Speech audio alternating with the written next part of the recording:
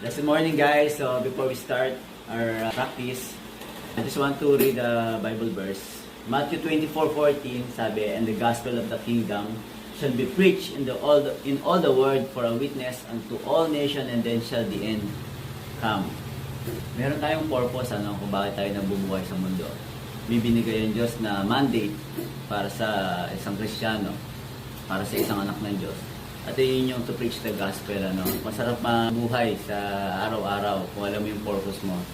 So, whether you are playing drums, sabi ko nga last time, kung ano man ginagawa mo sa buhay mo, know your purpose. Ayun yung pinaka-greatest achievement or success sa buhay ng tao, I think.